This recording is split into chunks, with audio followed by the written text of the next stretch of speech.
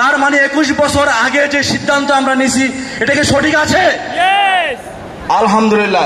শুধু 21 বছর আগের সিদ্ধান্ত না, আমরা ডিএকশন করছি আমাদের সন্তানের জন্য। কি বলেন? ঠিক কি না? আমরা আজকে পরিশ্রম করছি, ডিএকশন করছি আমাদের সন্তানের জন্য। দেখেন, যখন ডিএকশন শুরু করি তখন কি ফ্যাক্টরি ছিল? ইন্ডাস্ট্রি ছিল না, ফ্যাক্টরি ছিল না।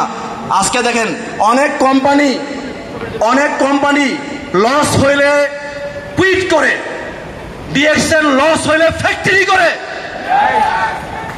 হাজার হাজার কোটি কোটি টাকা ইনভেস্ট করে বাংলাদেশে ফ্যাক্টরি করছে। চলে যাওয়ার জন্য করছে?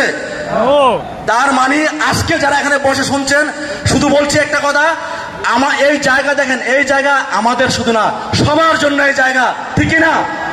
এই জায়গা দখল করেন, স্টেজ দখল করেন, কারণ এই জায়গা আপনাদের জায়গা।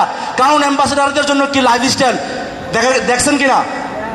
ক্রাউন অ্যাম্বাসেডার জন্য কি চার্টার্ড বিমান, চার্টার্ড পাবলিক বিমান না। যেই বিমানে ঘাসাঘাসি ঠাসাঠাসি করে বসবেন সেইখানে না, যেই বিমানে শুয়ে থাকবেন, ঘুমাবেন, সেই বিমান।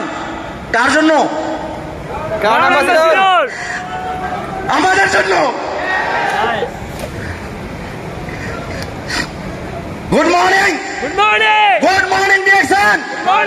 দেখেন সফলতার সংজ্ঞাটা কি? আসলে সফলতার সংজ্ঞা হয়েছে লাগাতার লেগে থেকে কাজ করা। লাগাতার লেগে থেকে কাজ করার নাম সফলতা। সফলতার নাম কিন্তু আজকে 6 মাস কাজ করবেন, 6 মাস ঘুমায় থাকবেন, তার নাম কি সফলতা? নো। সফলতা হলো আপনার ভালো লাগলেও কাজ করবেন, না লাগলেও কাজ করবেন, ভালো লাগলেও কাজ করবেন, দেখবেন আপনি সম্পূর্ণ একটা সময় সফলতার মঞ্চে পৌঁছে যাবেন। ঠিক না? 2003 সালে যে ডিসিশন নিয়েছিলাম যে আমার জব করা দরকার নাই, চাকরি করব না, সঠিক ডিসিশন কিনা বলেন? কারণ আমি যেই পরিমাণে জিএসটি দেই, ট্যাক্স দেই, একটা ফার্স্ট ক্লাস অফিসার সেই পরিমাণ বেতন পায় না। আমাদের কাজ কি? আমাদের কাজ হলো কান্ট্রিকে সার্ভ করা, কান্ট্রির জন্য কাজ করা, দেশের জন্য কাজ করা, দেশকে আগায় নিয়ে যাওয়া। তাহলে দেশকে আগায় নেবেন কখন? যখন সরকারের উপর বোঝা হবেন। চাকরি খুঁজবেন নাকি বিজনেস করবেন? বিজনেস করবেন। তাহলে আপনি দেশের বোঝা হবেন না, দেশের অ্যাসেট হবেন।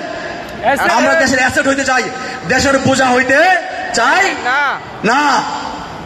অর্থাৎ 2003 সালে যখন আমি সবসময় বলি যে আমার সার্টিফিকেট গুলো আমি উঠাই নাই। কেন উঠাই নাই? কারণ আমি চাকরি চাইলে পাইতাম, কিন্তু করি নাই। আলহামদুলিল্লাহ। দেখেন এখানে অনেক ইয়াং এনার্জেটিক আছেন, অনেক ইয়াং এনার্জেটিক আছেন। চাকরির জন্য দৌড়াবেন না, চাকরি আপনার পিছনে দৌড়াবে।